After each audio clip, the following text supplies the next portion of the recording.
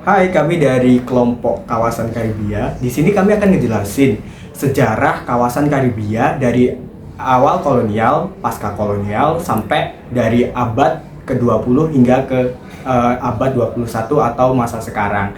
Nah, untuk penjelasan lebih lanjutnya akan dijelasin oleh saya materi yang pertama.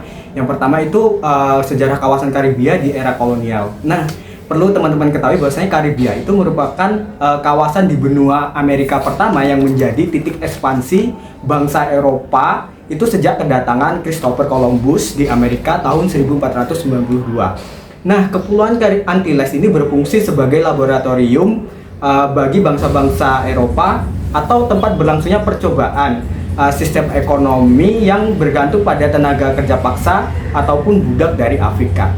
Nah, pada tahun ini Spanyol itu mendominasi pulau-pulau seperti Puerto Rico, kemudian juga Hispaniola yang kini menjadi Haiti, serta Kuba yang kini terbagi menjadi Republik Dominika dan Haiti itu tadi.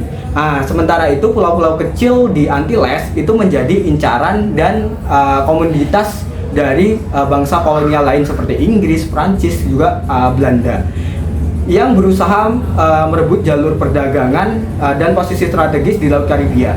Persaingan ini menjadi kawasan tersebut karena konflik politik, ekonomi, agama antar imperium di Eropa. Nah, sepanjang abad ke-16, kawasan Karibia ini menjadi sasaran penyerangan dan penjarahan berulang oleh bangsa Portugis, kemudian Prancis, dan juga Inggris. Aktivitas bajak laut seperti Jacques de Sores dan Francis de Drake itu memperparah ketegangan antar kolonial. Untuk mempertahankan kekuasaannya, itu Spanyol membangun benteng-benteng megah, pelabuhan seperti San Felipe dan di San Juan, dan kemudian juga ada Castillo de Moro di Havana. Nah, pembangunan benteng-benteng ini ditujukan agar kekuatan Eropa dan power Eropa khususnya Spanyol itu tetap terjaga di kawasan Karibia. Nah, memasuki abad ke-17, kekuatan Eropa itu mulai menetap secara permanen di Karibia. Inggris mendirikan koloni di Saint Kitts, Barbados, Jamaika, dan Antigua. Prancis di Martinique, di Guadeloupe, dan kemudian di Saint Dominique, wilayah barat Hispaniola, yang kelak menjadi Haiti. Sedangkan Belanda itu membangun pusat perdagangan di Aruba, Curaçao, dan Bonaire yang berfungsi sebagai basis penyelundupan dan distribusi barang kolonial lain. Nah, tanaman tropis seperti tebu, kopi, dan kapas itu menjadi komoditas utama yang ditujukan bagi pasar Eropa. Kenapa? Karena permintaannya tinggi terhadap komoditas seperti gula, kemudian membuat pulau-pulau kecil di Karibia ini lebih bernilai dibandingkan wilayah besar di benua lain. Nah, setiap pulau itu menjadi simbol kekuasaan, titik penghubung dagang, dan sumber keuntungan ekonomi. Pada akhirnya, pada abad ke-17, Laut Karibia itu telah menjadi medan kompetisi global antar imperium itu tadi. Memasuki masa pasca kolonial, kawasan Karibia mengalami beberapa perubahan besar, terutama dalam bidang politik dan sosial ekonomi. Dalam politik, negara-negara di Karibia itu menempuh jalur yang berbeda-beda untuk mencapai kedaulatannya. Dengan Haiti, yang dimulai dengan Haiti dengan revolusi budak tahun 1804, dan disusul dengan negara-negara kawasan Karibia lainnya yang menempuh jalur negosiasi bertahap. Tapi juga di situ ada negara-negara yang masih ingin tetap menjadi negara ataupun kawasan administrasi bagi wilayah Eropa. Berbicara tentang warisan kolonial, ada salah satu warisan kolonial yang masih sangat-sangat terlihat dalam sistem sosial di kawasan Karibia, yaitu praktik colorism, yang mana ini menjadi salah satu tantangan bagi masyarakat ataupun kelompok ras hitam untuk memiliki hak baik dalam pendidikan, pekerjaan, dan lain sebagainya. Hal ini masih menjadi tantangan utama bagi masyarakat yang berkulit hitam. Pada saat yang sama, masyarakat Karibia mengembangkan berbagai bentuk perlawanan budaya. Contohnya dengan mengembalikan bahasa Kreol yang menjadi bahasa simbol identitas masyarakat kawasan Karibia. Dan begitu pun dengan keagamaan, kawasan Karibia, negara-negara kawasan Karibia mempertahankan sistem kepercayaan Afrika lewat sinkretisme dan katolisisme.